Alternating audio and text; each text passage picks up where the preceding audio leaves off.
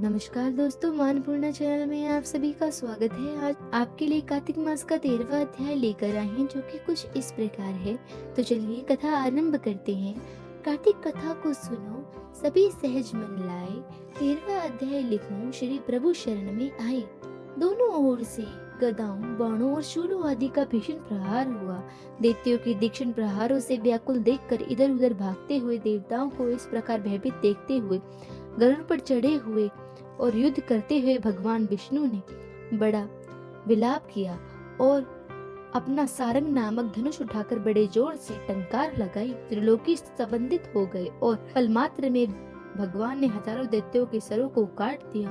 तो विष्णु और जलंधर का महासंग्राम हुआ। बाणों से आकाश भर गया। लोग आश्चर्य करने लगे।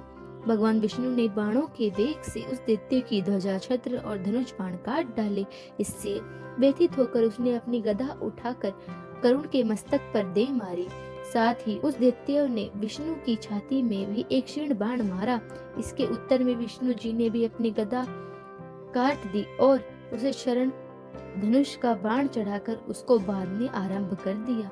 इस पर जलंधर उन पर बरसाने लगा, जिससे विष्णु जी को कई पैने बाण मारकर विष्णु धनुष को काट दिया। धनुष कट जाने पर भगवान ने गदा ग्रहण कर ली और शीघ्र ही जलंधर को खींच मारी।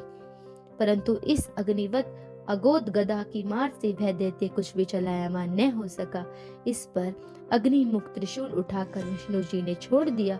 विष्णु जी ने शिव के चरणों का स्मरण करते हुए नंदन कर त्रिशूल से अपने त्रिशूल को छेद दिया। फिर दोनों घुटने के टेक बाहों से अपनी एक दूसरे से लड़ने लगे। कितनी ही देर तक भगवान उनके साथ युद्ध करते हुए सर्वश्रेष्ठ मायावी भगवान उस दैत्य राज को मेघवाती कहते हुए, हे रेण मूर्ख दैत्य श्रेष्ठ, तू धन्य है।